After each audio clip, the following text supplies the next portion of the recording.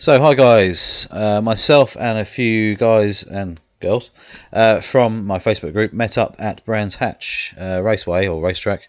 It was a car testing day, so everything's free, so you can just wander in and have a look around and just, you know, obviously watch the cars go around and things like that. And obviously great for us photographers there who were just obviously practicing and talking cameras and just enjoying the day really, and trying to get what we can get, trying out each other's camera gear, just talking photography really. Really lovely day, and like a summer's day really. When you found somewhere sheltered, the sun was so lovely and warm. There's a couple of windy areas, but other than that it was awesome. So yeah, anyway, we met up together and just had a really nice wander around, good old chat, and just started snapping really. Found a couple of good spots, and yeah, so it was really good. The cars that are running were the Ginettas, the EcoBoost sort of open wheeled sort of mini F1 cars kind of thing, and what else was there? A Porsche 911 and a touring car, Team Hard touring car as well.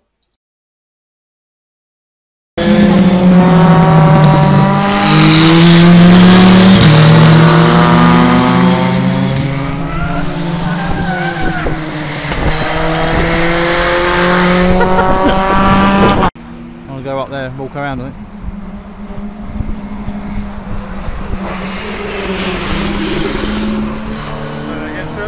I'm gonna walk around there in a minute. Yes! Yeah, finally! Right through. Nice slow motion, full on lock up. So this driver here, he'd only actually done about 1 to 2 laps. Obviously his tyres weren't warmed up. As you go around this corner here, it loads up the left hand side of the car. So this front right hand wheel obviously locks up a lot easier, which it did there in the video. And obviously I captured it in slow motion, which was pretty good going. So really pleased with that. These little Ginettas that were flying around, he's obviously done exactly the same thing, locked up the front right, as you can see here in slow motion as well. We did it on 2 separate laps, so this is 2 actually separate times he went around the track. Obviously still warming the tyres up, and once they'd obviously done a few laps, they never locked up again. You could hear the tyres squealing a little bit every now and again. Onto some more slow motion. This one he actually did come back round, but it actually looks like he's gone off the track completely. But it's amazing actually that you actually see them with a little bit opposite lock coming round the hairpin bend. Quite amazing really. Obviously they're slicks as well, so as you can see here he's actually turning alright, but actually in a minute you'll see some of the other cars are going at just very slight opposite lock. It's really interesting seeing the drive shaft spinning around and things like that in a lot of slow motion compared to the speed they're actually really going around there. I'd imagine 50 to 60, maybe even 70 miles an hour they're going around. Really interesting though. And the colours of the EcoBoost, the blue paint job, was really nice. It really did sort of look glossy and everything like that. So in the sun, it really did show up. You can see the wear on the tyres here. You see the the middle to the outer edge of the slicks there, where they're starting to wear, especially on the hard right hand bends. This shot here, I don't know if is it going to go opposite lock? No, but you can still see it. It's rotating. The car is actually rotating on the back very slightly. But you can see there the rear drive shafts and everything spinning nicely, and a bit of stuff coming up. This one here, this is really strange. This angle and the way the slow motion is working, it kind of looks like they're floating about now, because you can't see the wheels on that Ginetta. It just looks completely bizarre. It's kind of like he's just drifting in sort of space. Really strange. But yeah, when you see cars in slow motion, it's kind of a really different view. And you can see the tyres moving a little bit side to side with the vibrations, and obviously they're trying to grip, which is quite cool, and just allows you to read their stickers and everything quite easily. So this one here, you can see opposite lock, left hand opposite lock, as he's going round a right hand bend. Really, I mean it's a hairpin bend. He's still opposite lock now. Quite amazing really. You just don't know what line they're going to take. Do you know if they're going to go wide or tight in? I really like this one here where he's gone under the bridge and the shadows are actually showing. So I had the Sony Rx10 Mark IV with me. Obviously brilliant 4. wide angle straight up to 600mm, and you can see the autofocus tracking really well. Shot f4 most of the time, and even though autofocus didn't quite get it 100% all the time, especially on video, but I was shooting through a chain link fence, so I think that's where it hunted us slightly a couple of times, especially this bit here. But I was sort of looking down through the fence diagonally, so I kind of expected that. Also the A7r3 I had with me as well, with the 135 Sigma art lens on there, and also the 24-105 G lens as well. So all in all, both cameras performed amazingly with no issues at all. So with 600mm I could actually quite clearly see into the pits, which was quite cool, so you can see the cars being pulled in and everything. And I took the sunshade off, and you could actually get the camera lens, this is the Rx10iv, through the fence linkage to get a clear shot like this, which was quite handy, and it just allowed me to actually get a really clear view of that bend at 24mm. So this clip here is actually the Team Hard touring car actually cocking its rear wheel. Didn't do it quite as much as I was hoping, but there's a photo shortly you'll see which it did it a lot more. The next clip is just the Porsche and the touring car, but I've merged the two video shots quickly so you can see. And then all the shots now are from the Sony A7r3 with a Sigma 135 f1.8 lens, or the 24-105 G lens. This shot here was a f16 ISO 100 and 1/25 of a second panning shot. This shot here, just looking through the fence. I mean, we got the chain link fence everywhere, so it's a little bit difficult. But having a fast lens, this is a 105 actually.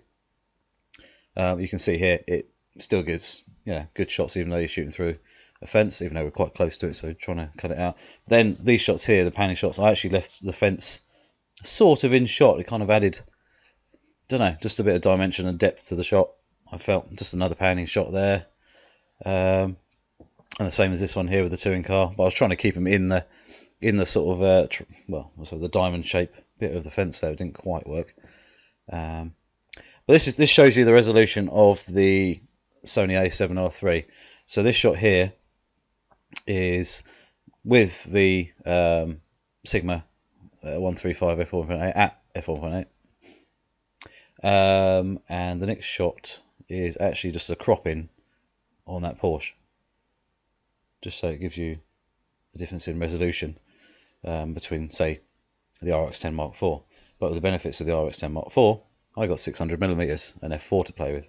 So moving on to those very soon. Here's a couple of another shot of more of the cars that were coming around. This is one of the best views because you've got the hill that comes up to you, so you got nothing and then a car, which works really well. This is shot with, the next one is shot with the Rx10 Mark IV. That's a 600mm. No trouble whatsoever. Both cameras absolutely flawless on their autofocus. If anybody says the A7R3's autofocus is slow, it's a load of rubbish.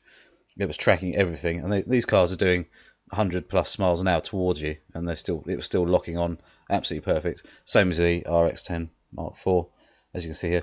The other thing, the colours are slightly different to the full frame, I noticed, but it's a different camera, different sensor. This is one shot I was trying to do. So basically I'm at 600mm on that hairpin bend at the top, trying to track a driver and get a headshot in the thing, and I actually finally did it after about 5 or 6 attempts. But it's just trying to pan quick enough with them and let the autofocus system do the rest. Just the Porsche and a EcoBoost Ford coming up the hill. And while we were there, we saw a couple of buzzards. One was flying around. Here's one shot, and this is where the Rx10 comes into its own. Everyone had put their cameras away. I quickly unzipped my bag, turn it on, got it. Where everyone else would have to swap lenses because they've gone back to wide angle or whatever. Same here as this plane shot that was coming over. It was very hazy, very hazy. So even though it looks like noise, it's actually just haze there. And then I was as we were walking back down the hill, back towards where the cars were. There's some really nice daisies, so I just took a couple of daisy shots there, just a bit different. But that's at 600mm f4, low down on the ground, and it just locked straight onto the daisies there. And then the next shot as well, just a different sort of angle, different daisy, but just gives you an idea of what else it can shoot. It's an all-rounder. And so, you know, and the next couple of shots here, I've keeping this as short as I can.